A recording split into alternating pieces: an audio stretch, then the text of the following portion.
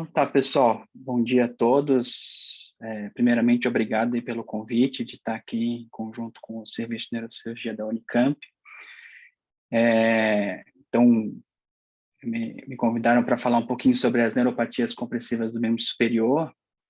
E a gente, da cirurgia da mão, a gente tem um convívio bem intenso aí com as neuropatias compressivas. Então, eu vou dar uma pincelada do que a gente vê no nosso dia a dia, tá? Vocês devem saber muito sobre também, mas é mais um pouco da nossa vivência e poder ajudar vocês de alguma forma aí. Então, os objetivos hoje da aula é a gente reconhecer um pouquinho sobre a fisiopatologia das síndromes compressivas, identificar as manifestações dos três principais nervos periféricos do membro superior e nesse conjunto a gente fazer um pouco sobre atualizações, algumas coisas que vem se falando aí no meio científico da cirurgia aí dos nervos periféricos. Então, o conceito de síndromes compressivas é uma compressão do nervo periférico em um determinado sítio anatômico capaz de causar alguma alteração histopatológica que pode trazer repercussões clínicas variando desde a sua intensidade e tempo.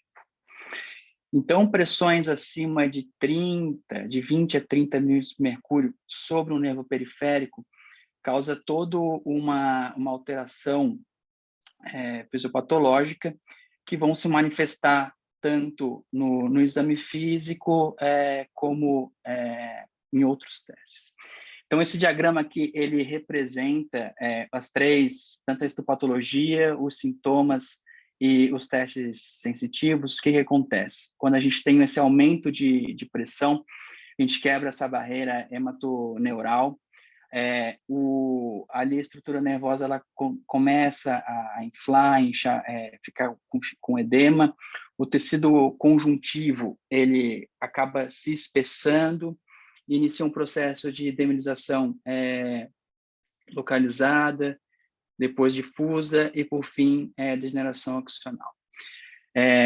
Correlacionando com os sintomas, o paciente inicialmente vai apresentar parestesia intermitente, um pouco de dor, com a evolução, então, de parestesia constante, fraqueza, até para uma anestesia e atrofia muscular. E os testes sensórios, a gente pode inicialmente evidenciar os testes provocativos, posteriormente alterações nos limiares que a gente tem como a discriminação de 2 pontos e, por final, a discriminação de 2 pontos totalmente anormal. Existem inúmeras condições associadas às síndromes compressivas que podem ser tanto causas como fatores contribuintes, como elas alterações do balanço hidroeletrolítico, como mulheres em gestação, em menopausa, onde alteram a distribuição de líquidos, patologias endócrinas, como hipotireoidismo, alterações adrenais, obesidade, condições inflamatórias, artrite reumatoide, gota, lúpus eritematoso, esclerodermia. As forças externas também, como uma pressão direta, compressão extrínseca, fatores como posição viciosa, como flexões do cotovelo, do punho, podem estar associadas às neuropatias compressivas, e as próprias condições neuropáticas que alteram ali todo o metabolismo neural, como diabetes mellitus, alcoolismo e a síndrome de double crush. A síndrome de double crush é um fenômeno onde pode ocorrer uma compressão proximal. Isso facilita, então, proporciona uma maior chance de ter uma compressão distal. Existe uma alteração de todo o fluxo axoplasmático quando há uma compressão mais proximal, que deixa o nervo mais suscetível a compressões em outros sítios anatômicos. Agora, falando um pouquinho sobre as compressões dos nervos periféricos, do membro superior, então, começando com o nervo mediano, turonador, o Lacertus e a síndrome.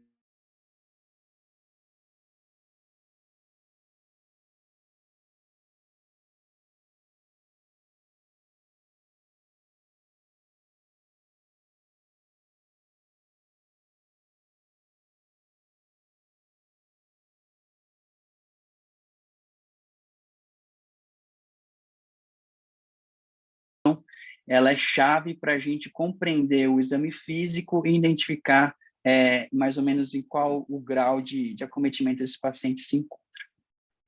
Então, as compressões altas e as compressões baixas.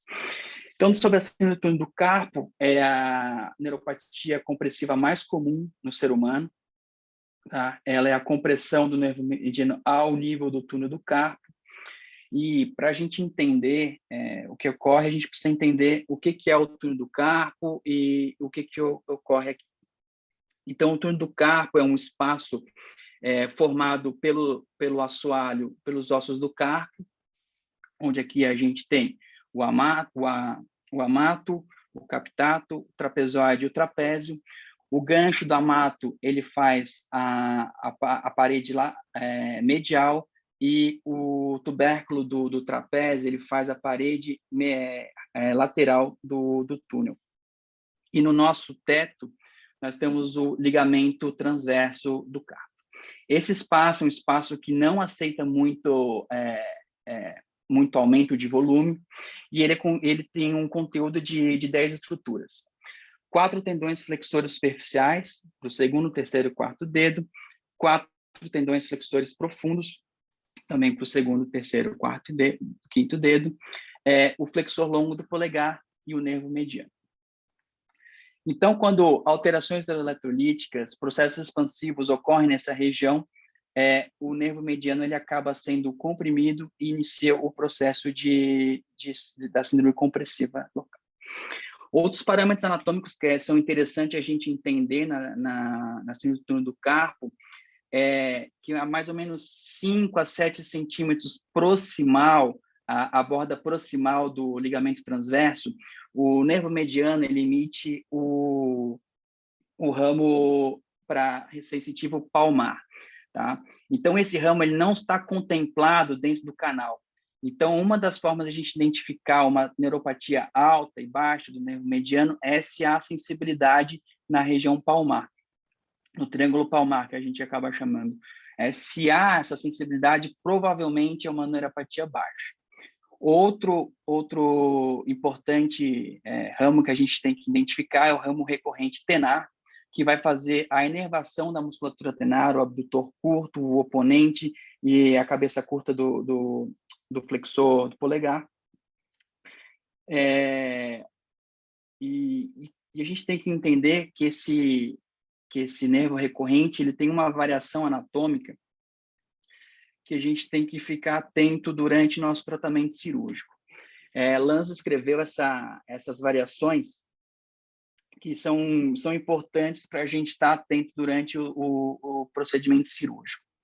Mais ou menos 45% dos ramos recorrentes motores, eles saem extraligamentares, ou seja, não traria muitos problemas para a gente na hora de fazer a cirurgia, porque a gente não iria acabar lesando ele de forma iatrogênica. No entanto, mais ou menos 30% ele sai subligamentar, ou seja, ele forma abaixo do ligamento, e 20% transligamentar, ele passa sobre o ligamento. Então, a gente sempre tem que, quando fazer tanto uma descompressão aberta quanto endoscópica, ficar atento com o ramo recorrente tenar. E ainda uma porcentagem de aproximadamente 5% sai do lado ulnar do mediano, o que facilita mais ainda uma lesão iatrogênica. Tá? Então, essas variações anatômicas são importantes a gente identificar na hora de indicar o tratamento cirúrgico e está lá no sítio operatório. A maioria dos pacientes são mulheres, entre quarta e sexta década, mas pode se cometer todas as faixas etárias, geralmente a mão dominante, mas pode ser bilateral.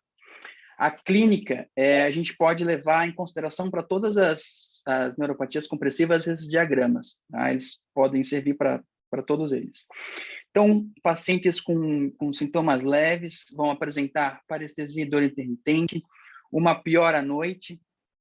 Essa piora noturna tem a ver com a distribuição de líquidos quando a gente vai para o decúbito dorsal, há uma distribuição de líquidos mais para os meios superiores, isso acaba aumentando ali o volume do túnel do carpo, e a gente tende sempre a assumir uma postura mais fetal, de flexão, fazendo que aumente também a pressão intracanal. Tá? Então, esses são os motivos de piorar à noite, que os pacientes geralmente vão relatar que acordam com a mão formigando. Tá? Geralmente, a gente não encontra alterações objetivas de força e sensibilidade nos casos leves. Em casos moderados, pacientes já apresentam sintomas diários, já tem um prejuízo do sono, porém, ainda a gente não encontra alterações objetivas na força e sensibilidade. E quando casos são graves, a gente já tem aí sintomas mais de um ano, com prejuízo de sono, prejuízo nas atividades diárias. Já temos alterações objetivas em força, sensibilidade, atrofia tenar. O paciente, às vezes, já fez um lado, ele refere que foi bom, que ele quer fazer o outro lado. Então, isso te mostra mais ou menos os espectros que a gente pode encontrar de forma clínica. Tá?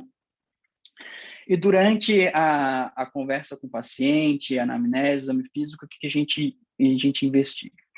Da parte de sensibilidade e força, então, a sensibilidade ali do nervo mediano na mão, a gente vai encontrar sensibilidade entre o primeiro, segundo, terceiro e a face lateral do quarto dedo. Lembrando que essa região palmar, ela é inervada pelo ramo cutâneo, né, fora do túnel do carpo. Então, geralmente, ela não está acometida, tá? E o dorso do segundo, terceiro e lateral do quarto. A discriminação de 2 pontos é um teste interessante para a gente identificar como é que está a sensibilidade do paciente. Até 8 milímetros, ela é considerada funcional, tá? Acima de 8 milímetros, ela já não é considerada funcional, então já tem que acender um alerta para essa neuropatia compressiva. Sensibilidade protetora com os monofilamentos, até verde e azul, a gente considera que há uma sensibilidade protetora. A partir do roxo, também já tem que acender um alerta para que existe aí uma compressão um pouco mais grave. A alteração de força e pressão a gente pode fazer com o pinch e com o grip do Jamar. A avaliação de músculos chaves, o abdutor curto e o oponente, pedir para o paciente fazer a oponência do polegar, que é a principal função aí da musculatura tenária, e avaliar como é que está essa função, e avaliar o próprio trofismo, avaliar se esse paciente apresenta atrofia na região tenar. Tá? Isso aqui já é um caso muito grave, já é quando a gente já pensa num tratamento cirúrgico de imediato. Nas demais formas, a gente sempre pensa no tratamento conservador. Testes provocativos são testes que a gente vai provocar os sintomas do paciente. Então, a gente pode fazer tanto o TINEL, que é a punho-percussão, ao trajeto do nervo mediano, de distal para proximal. O teste de Fallen, onde a gente vai pedir para o paciente fazer uma flexão forçada de ambas as mãos, e no período de 30 a 60 segundos. O Durkheim, onde a gente vai fazer uma compressão ativa na região ali do túnel no carpo, associado a uma leve flexão. E esse teste, acho que não é tão conhecido por todos, é um teste mais recente, em 2017 foi descrito o Scratch Collapse Test. É um teste para qualquer tipo de neuropatia compressiva, onde você vai pedir para o paciente fazer uma rotação externa do ombro contra a resistência, e você vai fazer um estímulo cutâneo na região onde está ocorrendo a síndrome compressiva. E caso realmente exista uma compressão, o paciente vai perder a força de resistência de rotação externa e vai deixar o braço ser levado pela resistência do examinador. Anteriormente, esse teste, o Durkheim era o mais sensível e específico. Eu não sei como é que está na literatura de vocês da neurocirurgia, mas para a gente sempre foi o Durkheim mais sensível e específico. Porém, agora o Scratch Collapse Test ele já está sendo o mais específico para as neuropatias compressivas. E ela serve para todas as neuropatias, tanto cubital, já vi relatos até de neuropatias de membro inferior com o teste positivo. Então, para a gente demonstrar o exame físico, que é interessante, então, aqui o examinador ele vai fazer o Durkheim, no próximo passo ele vai fazer uma leve flexão do punho com a compressão do canal do carpo, e o paciente vai referir parestesia no território do mediano, ali entre 30 a 60 segundos. O teste de Fallon, onde você vai pedir para o paciente fazer essa hiperflexão do punho bilateral, também entre 30 a 60 segundos, e avaliar se existe essa parestesia e sintomas. O Tinel, onde você vai fazer a punho-percussão do sítio onde você acha que está com a síndrome compressiva e avaliar se há parestesia e radiação dos sintomas. E o Scratch Collapse Test, que é esse reflexo que o paciente acaba perdendo a força de rotação externa contra a resistência ao estimular o sítio acometido pela síndrome compressiva. Então, ela vai refazer de novo, vai fazendo essa visão, vai dar para ver melhor, ela faz um leve estímulo, agora ela vai fazer o estímulo no local certo e a paciente vai perder a força. Tá? E aí, às vezes parece que até que eles estão inventando, mas podem fazer nos pacientes, vocês vão ver que realmente isso ocorre. Também eu era meio cético com o teste, mas ele é bem interessante. Exames complementares, hoje a gente já está mudando também um pouquinho o foco. Antes era muito solicitado eletroneuromiografia para qualquer tipo de compressão, seja leve, moderada. Hoje a gente está deixando os exames complementares um pouco de lado e, quando necessário, a gente está utilizando mais a ultrassonografia do que a eletroneuromiografia, apesar de ser menos sensível e específica. Ela tem várias vantagens, são baixo custo, rápido, o paciente aceita muito mais, é um exame dinâmico. Hoje já tem cirurgião de mão fazendo ultrassom, já tá partindo já para o próprio especialista que cuida do caso em fazer o exame. Então, a eletroneuromiografia está ficando um pouco de lado para esses casos em que você quer apenas documentar ou quer deixar avaliado ali com a condição do nervo, tá? A gente pode ter vários parâmetros interessantes, como o arqueamento ali do ligamento transverso, um aumento de volume ali do corte transversal do nervo mediano, a mobilidade do nervo e o fluxo sanguíneo edema. A desvantagem é que realmente tem que ter alguém que entenda de fazer o exame e te dê os parâmetros necessários.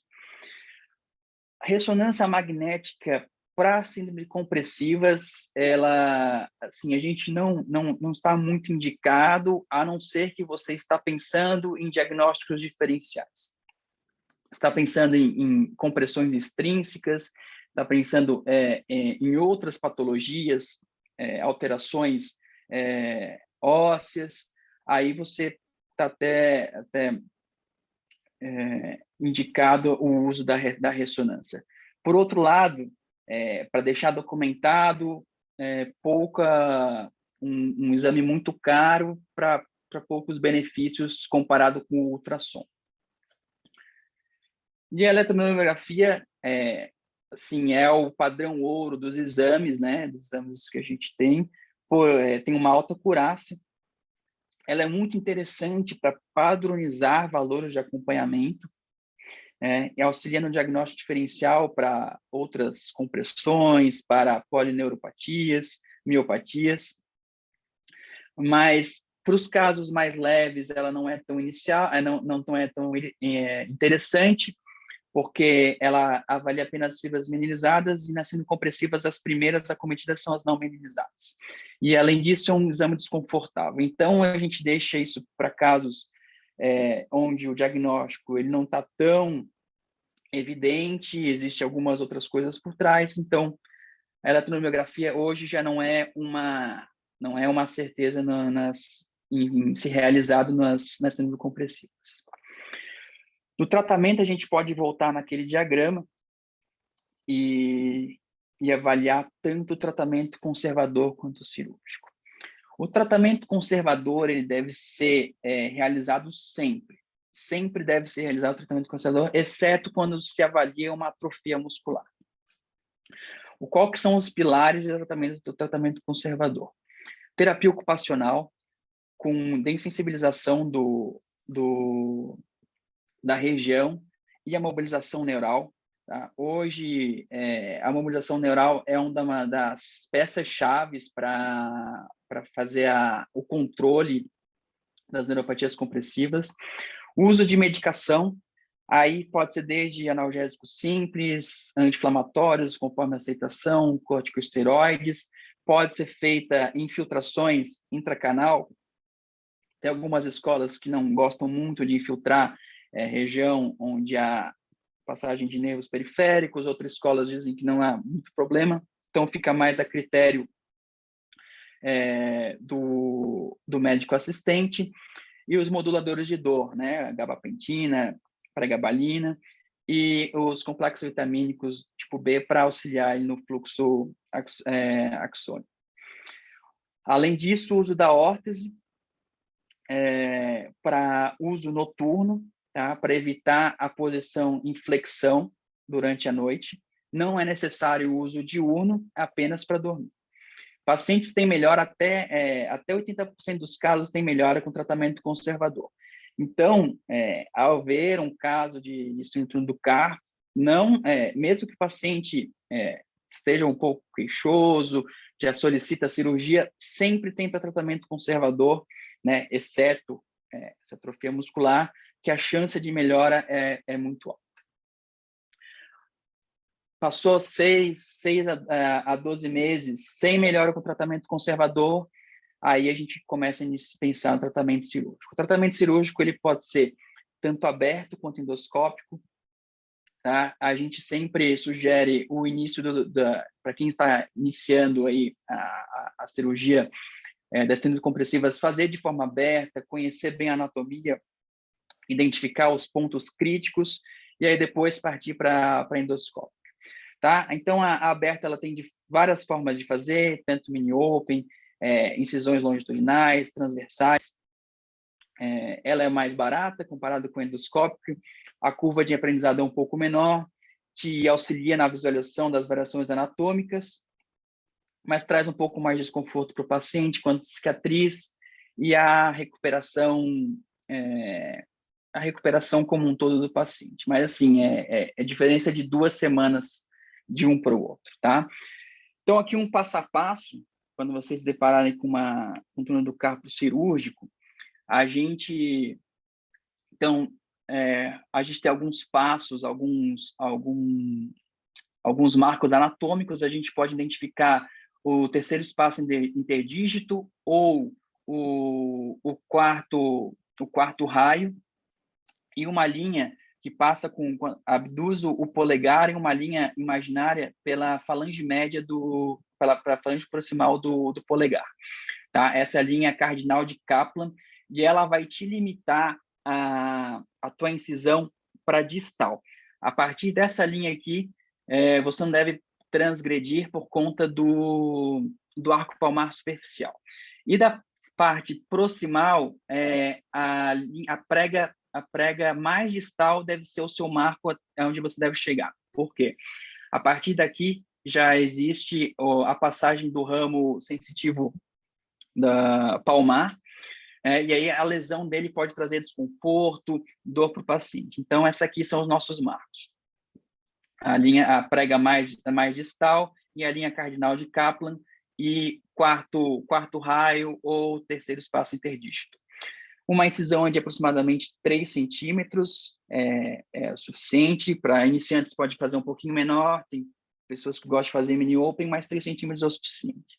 Incisão subcutâneo, vai chegar na face palmar, abre a face palmar, vai identificar o ligamento transverso. Faça uma pequena incisão no ligamento transverso e logo você já vai ver aqui o nervo mediano. Aí vai de preferência de cada cirurgião, pode ser feita a abertura com a colocação de uma atenta cânula e liberação sempre com visão direta com a lâmina de bisturi, ou com uma tesoura, também sempre com visão direta, e vai liberando tanto proximal quanto distal. Tá? E a técnica endoscópica, antigamente era feita com 2 portais, hoje a técnica de Agui com o portal é a mais utilizada. Tem uma melhor estética, tem uma melhor recuperação pós-operatória, incisão é menor lesão de partes moles, né? Porém, tem a desvantagem de ser mais caro, uma curva de aprendizado um pouco maior e te permite uma menor visualização das estruturas, tá? Aqui, ó, como eu estava comentando, o arco palmar, a gente não pode transgredir essa linha aqui para não causar uma lesão. Então, também aqui para mostrar para vocês como é feita a descompressão endoscópica, os pontos anatômicos são os mesmos, exceto a nossa incisão. A gente vai fazer uma incisão transversa, a gente vai pegar aqui o pisiforme. Geralmente a gente faz 1 centímetro proximal e 1 centímetro lateral, uma incisão de aproximadamente ali 2 centímetros, tá? Uma dissecção delicada, cuidado para não entrar no canal de Guyon, que isso é uma das complicações. Então, tenha certeza de onde você está, localize com a transluminação se está no local certo, tá? E aqui a visão do endoscópico, a gente está fazendo uma palpação ali da região do distal ali do túnel do carpo, percebemos que a gente está no local certo, foi liberada a lâmina e vai trazendo a lâmina de distal para proximal. Aqui um dos pulos do gato é, às vezes, não liberar todo o ligamento transverso de uma vez, vai liberando em partes, um pouquinho de distal para proximal, porque às vezes se libera tudo de uma vez, essa gordurinha do subcutâneo aqui, mais superficial, pode entrar no canal e invadir toda a tua imagem e dificultar aí a finalização do procedimento. Complicações de ambas, né? A liberação incompleta é uma das principais complicações que a gente tem na liberação do túnel do carpo, e até a liberação incompleta ela pode piorar os sintomas porque tu aumenta a pressão sobre o nervo mediano, tá? Então, sempre ter certeza que liberou tudo, passa uma Kelly, confira, pede para o seu colega conferir em conjunto, né? Que essa é uma das principais complicações. Demais, a lesão do ramo cutâneo, se a gente fizer uma incisão muito proximal, lesão do ramo motor, se a gente não avaliar ali o ramo recorrente, né? Sempre ficar atento se o ramo recorrente ele não tem uma variação anatômica. Se a gente for muito distal, uma lesão do arco palmar superficial, e aí é um sangramento intenso, que não vai ser cessado com curativo compressivo, geralmente tem que abrir para fazer a rafia do arco palmar superficial. Se entrar no canal de Guyon, pode ter lesão do nervo ulnar, e alterações como distrofia simpática reflexa, infecção, que a gente tem que tomar os cuidados para evitar. Partindo para as compressões altas, elas já são compressões do nervo mediano altas, elas já são um pouco mais incomum, são também pacientes de meia idade, mulheres são suscetíveis, mas assim, pacientes com trabalhadores braçais também podem apresentar a compressão alta do nervo mediano. Existem inúmeros sítios que esse nervo pode ser comprimido ali ao nível do cotovelo, tá? E começa com essa alteração anatômica que não é comum, que é esse processo supracondilar, onde vai formar um ligamento, que chama ligamento Strutter, onde é um dos sítios de compressão, mas isso raramente acontece. O que hoje mais se comenta são a compressão pelos lacertos fibrosos, que é uma expansão da aponeurose do tendão do bíceps distal, e a cabeça e as cabeças do pronador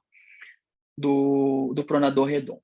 Esses são os principais sítios de compressão do nervo mediano no nível proximal.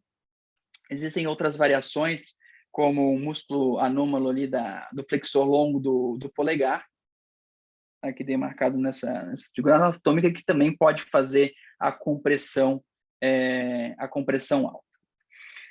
Então, para ilustrar, isso que vem se falando bastante hoje na cirurgia da mão, casos de túnel do carpo que não se resolveram com tratamento conservador, com tratamento cirúrgico, pode ser um espessamento do lacertos fibrosos, tá?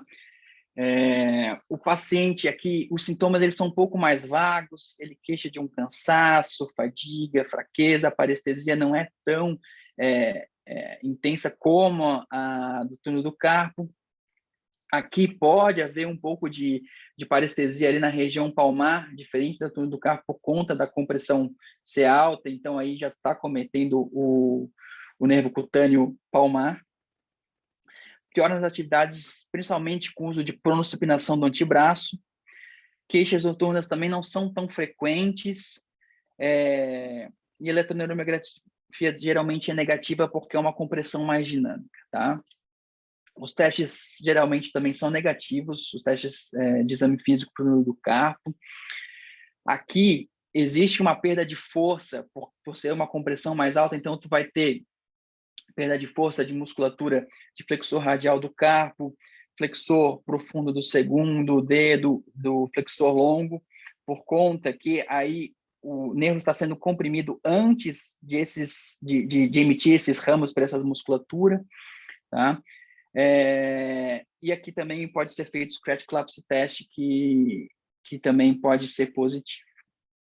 O tratamento, ele é também conservador, terapia ocupacional, com a dessensibilização e mobilização neural, medicação e mudanças de estilo de vida, principalmente nesse movimento de pronossupinação. O tratamento cirúrgico ele é indicado na falha do tratamento conservador e vai na liberação das estruturas que estão comprimindo o nervo mediano.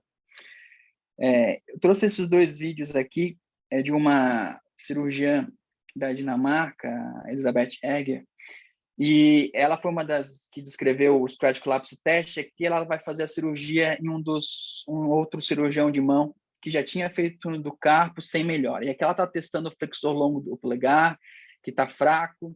Ela vai comparar agora o flexor profundo do segundo, na mão boa está forte, ela vai agora comparar na mão fraca. Então, perceba que ele não consegue vencer a resistência.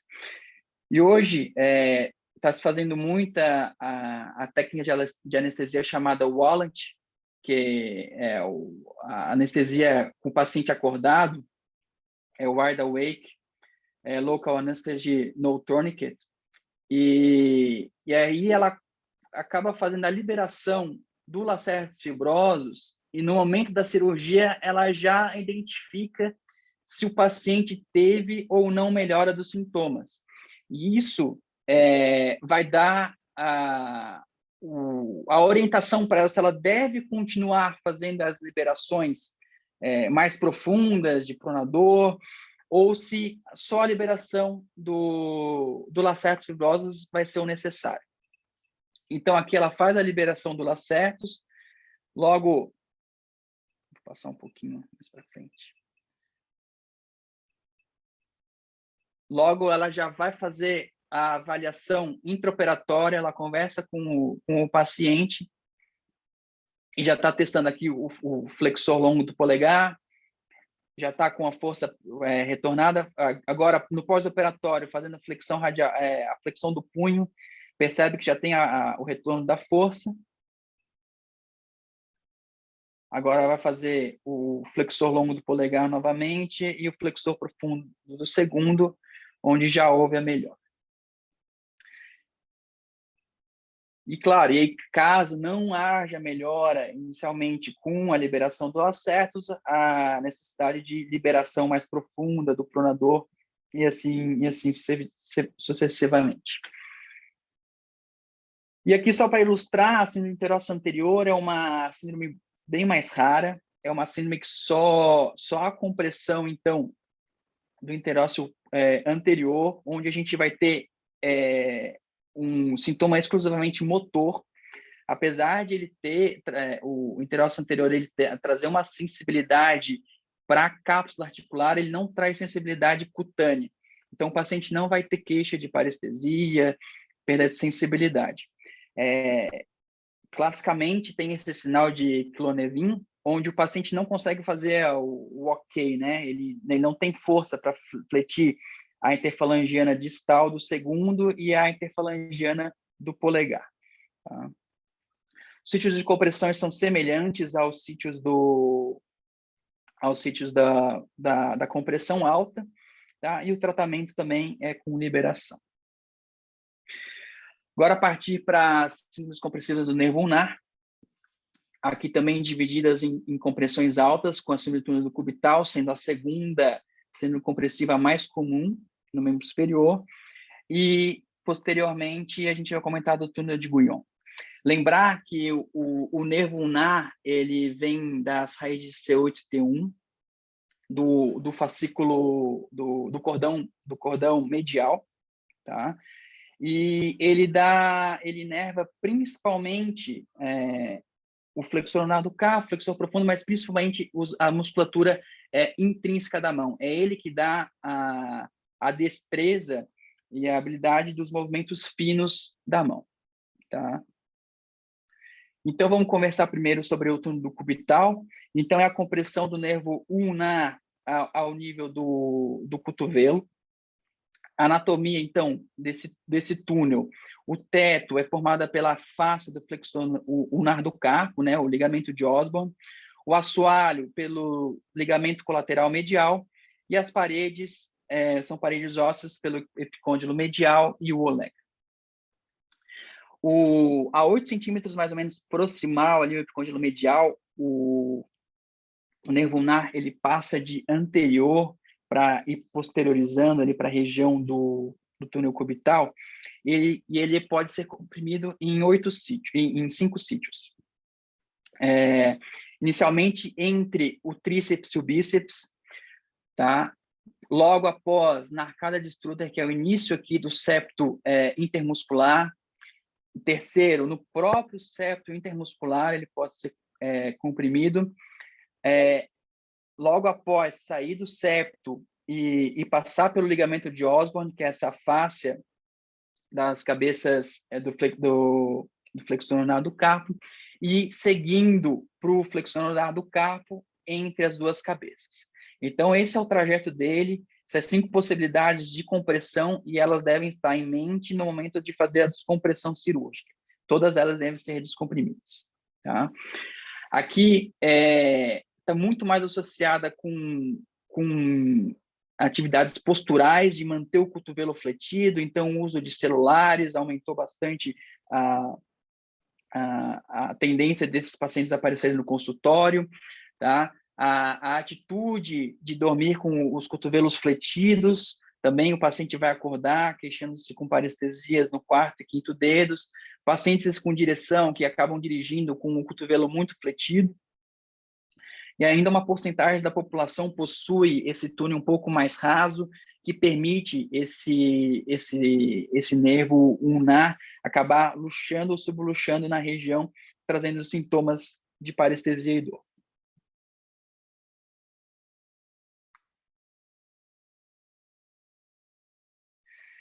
A clínica, aquele mesmo diagrama que a gente falou, de leve, moderado e grave, leve parestesia no território ulnar, 4º e 5º dedo, sintomas noturnos podem estar presentes, grau 2, início de fraqueza dos músculos, Enterócitos, o paciente começa a perder destreza, dificuldade para escrever, às vezes começa a cair objetos da mão, e quando grave já a atrofia da musculatura intrínseca, tá?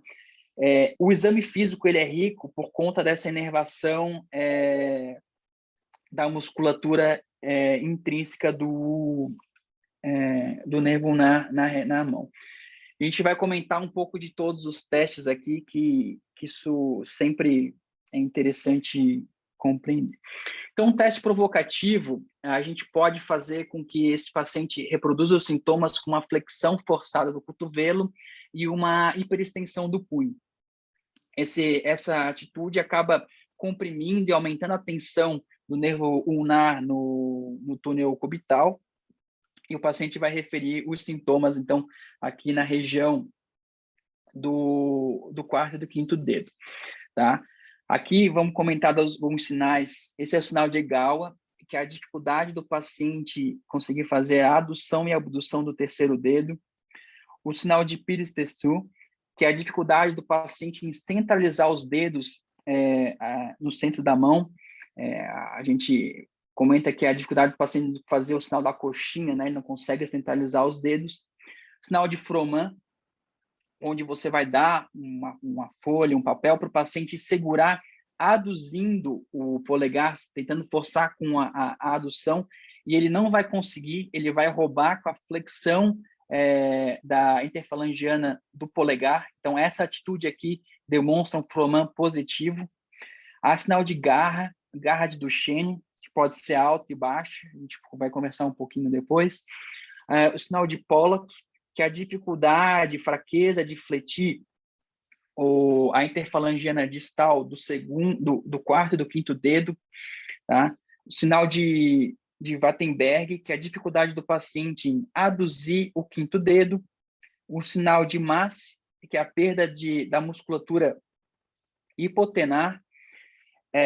Sinal de Giani, que é a hiperextensão do polegar numa tentativa de fazer a pinça, que ele tem uma dificuldade de fazer a pinça, então ele acaba fazendo uma hiperextensão, e a atrofia da musculatura intrínseca da mão, tá?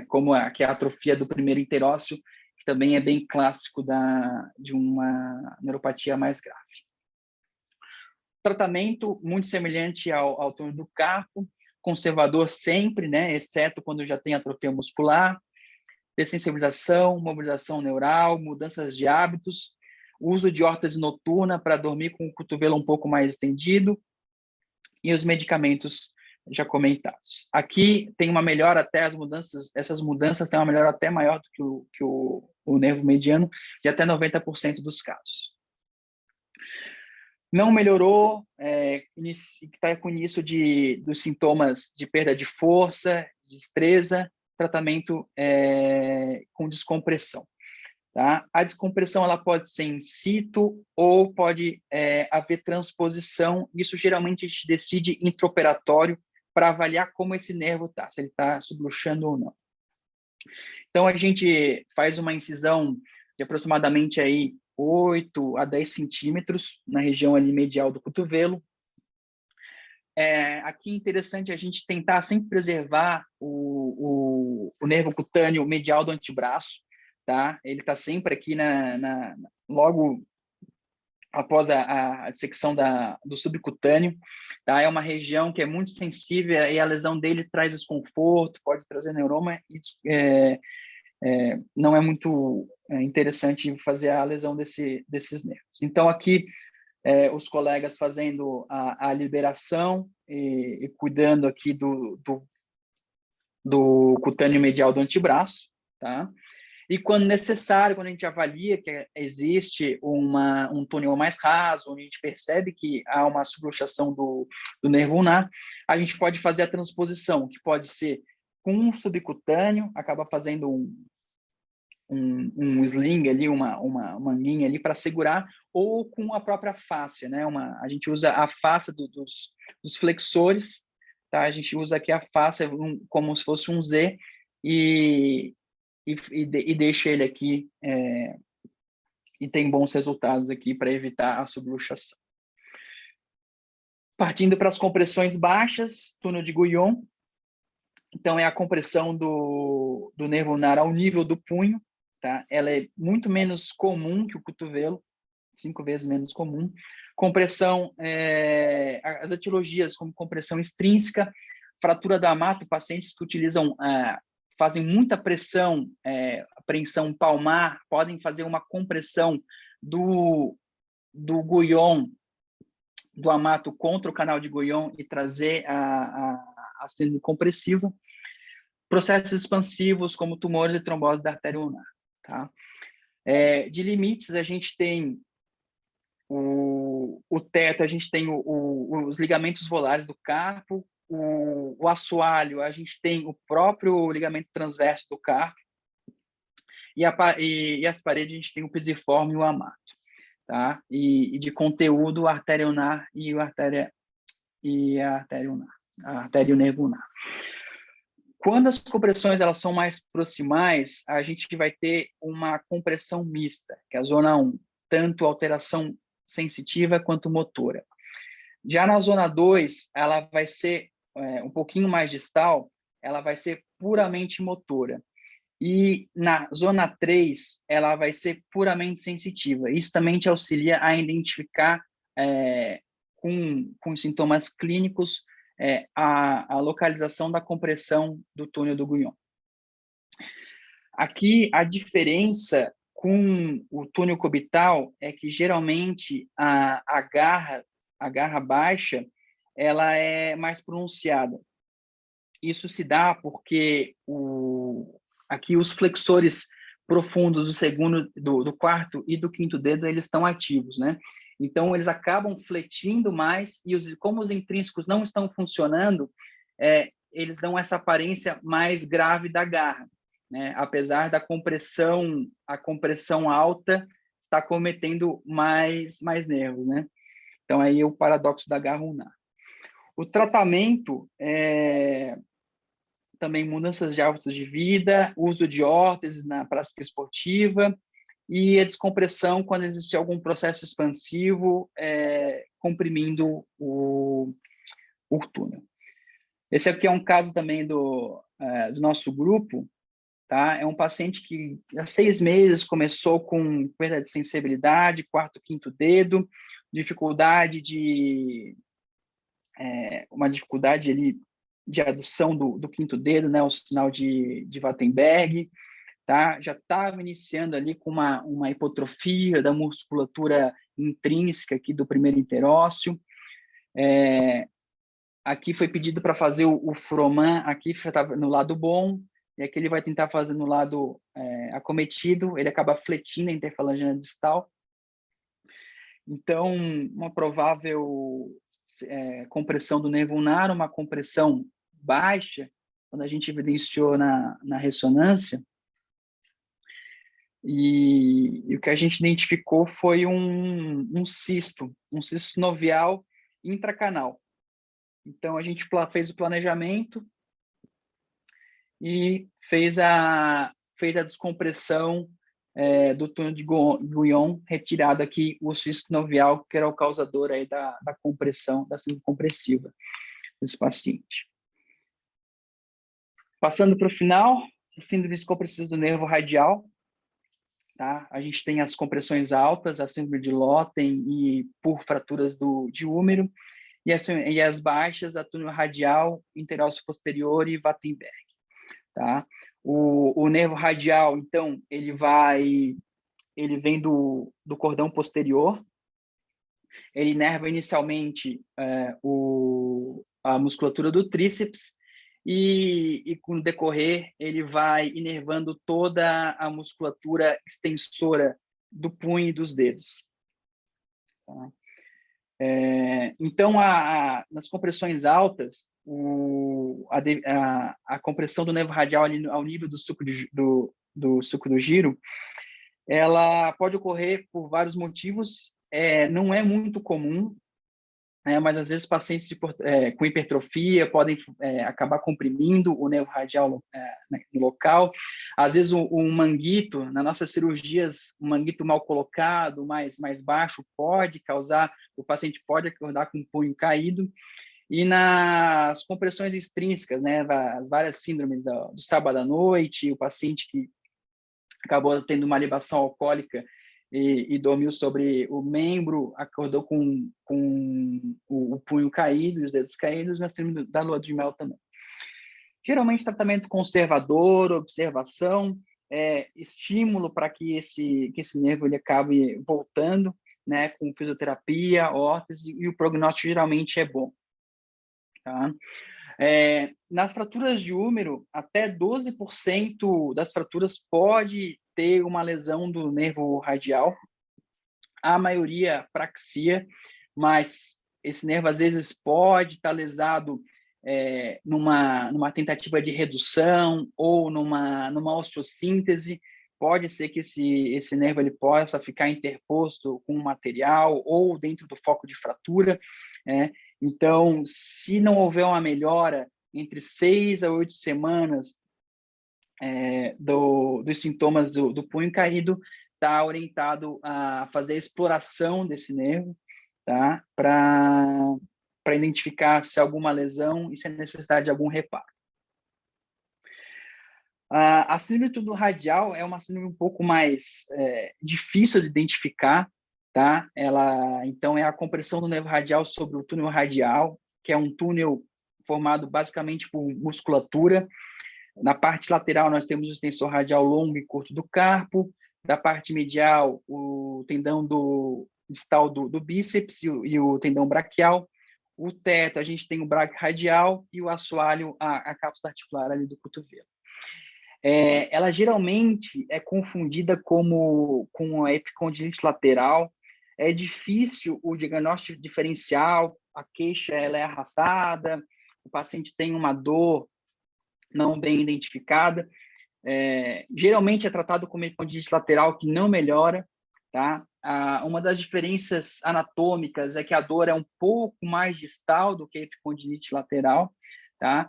A extensão do terceiro dedo com dor é um dos principais testes que te traz um dado objetivo de ser mais voltado para uma síndrome radial.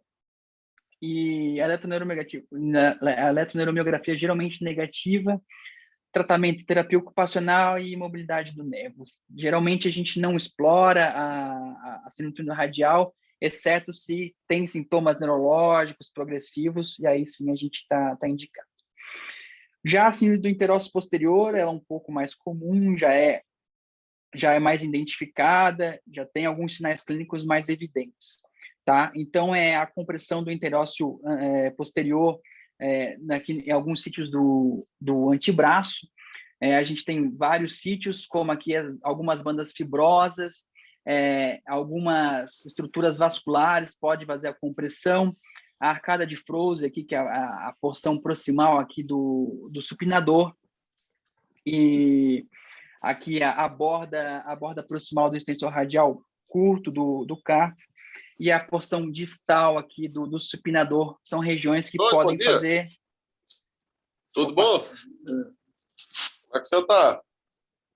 Tudo bem? Fazendo a compressão do interósseo posterior. Uma das alterações clínicas interessantes comparado com as lesões altas no braço esquerdo. É que aqui o paciente ele consegue fazer o desvio radial do carpo. Por quê? Porque o nervo, o ramo para o extensor radial longo do carpo ele já foi emitido. Né? Então, o paciente tem o extensor radial longo do carpo, então ele consegue fazer a extensão. Porém, não consegue fazer nem a extensão dos dedos, nem a extensão em neutro do punho. Tratamento, geralmente, né, em casos agudos, a gente faz uma liberação cirúrgica e quando já torna-se crônico, entre 12 a 18 meses, vem aí um debate bem grande se o ideal é fazer as transferências tendinosas, que tem bons resultados, ou hoje já vem se falando bastante nas transferências nervosas, né, que trariam uma melhor qualidade de vida aí para o paciente.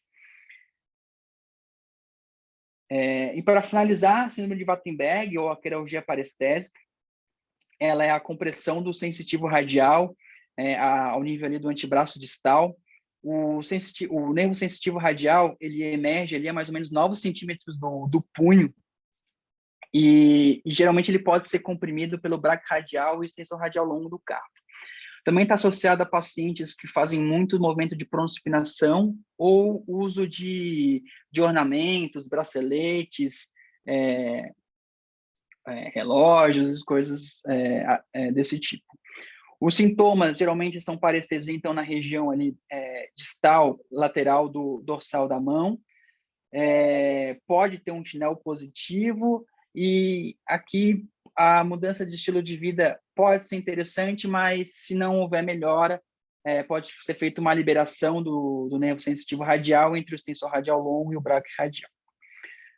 Bom, de conclusões, então, as síndromes compressivas do membro superior são comuns e devem fazer parte do nosso arsenal diagnóstico.